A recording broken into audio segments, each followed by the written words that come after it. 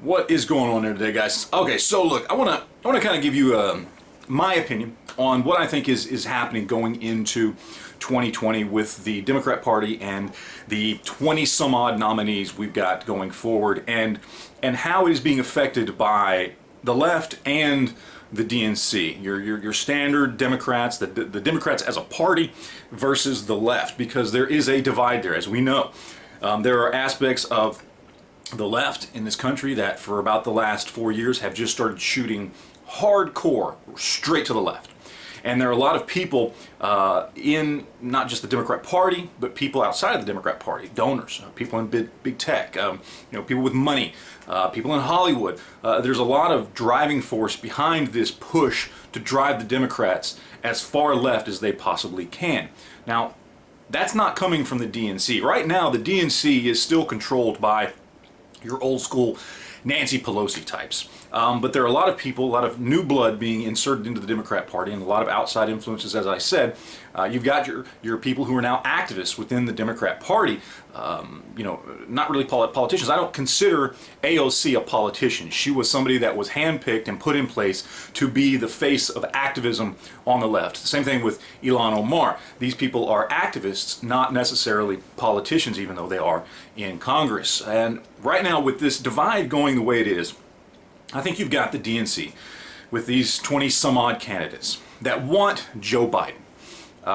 They want Joe Biden because they realize, as I do, I believe, that Joe Biden has the best chance to beat Donald Trump.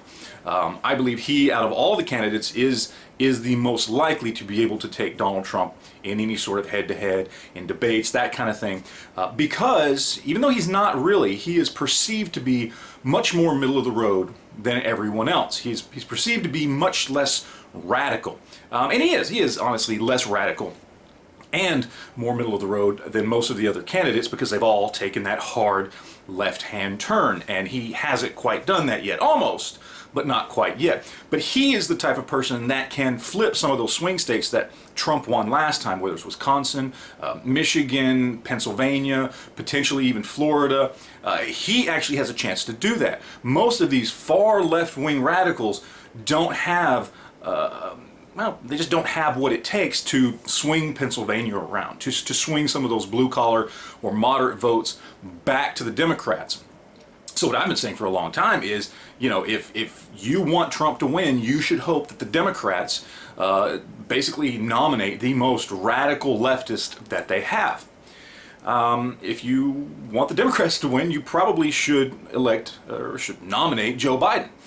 But here's the thing about that, as I've been thinking about this more and more and more, because this push for more and more radical ideas and policies and all these things, and this push now from the media to slam Joe Biden in favor of a Bernie Sanders or Elizabeth Warren or Kamala Harris, it seems like the hardcore progressive left doesn't understand that large swaths of the moderate, people in this country, and even blue dog Democrats, more just slightly left of center style Democrats, don't want this radicalization. They don't want a Bernie Sanders. They don't want a Kamala Harris or a Cory Booker. They don't want that radical of a candidate. So I have to wonder to myself, why is it that they seem so set as it's just an organization almost between the media and everyone on the progressive left?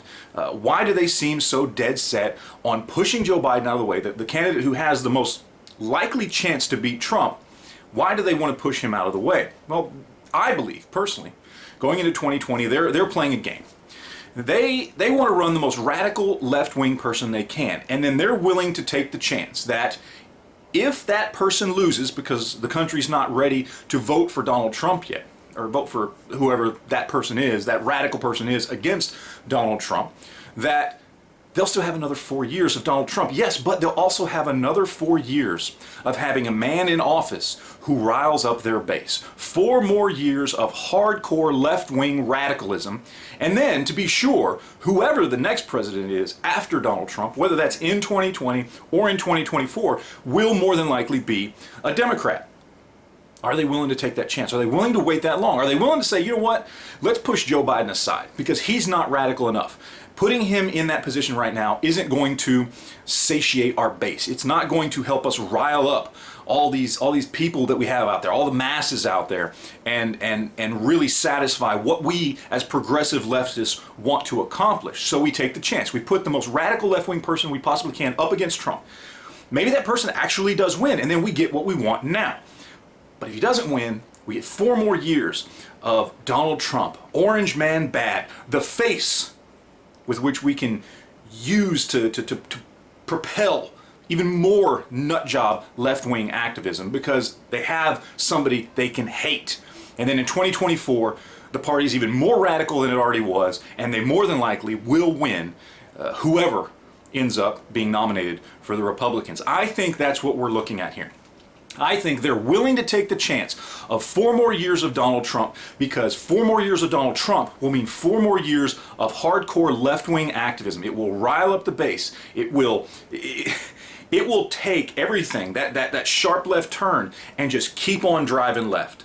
And they'll be able to do that because just like Republicans, when Barack Obama was in office, they came together. They emboldened the Tea Party. They were in one, they were in unison. They knew how to come together, whether it was on guns or whatever it may have been. They came together because they had a face to look at. There's our enemy, and he's going to try and hurt us, so we have to stick together.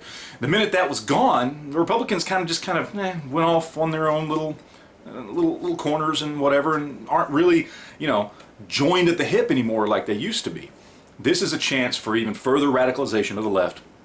They're willing to take that chance. I think that's where we are right now. They're willing to take that chance that they lose the White House in 2020, because even if they lose the White House, they still continue gaining traction of radicalizing not just the Democrat Party, but the entire country for another 4 years.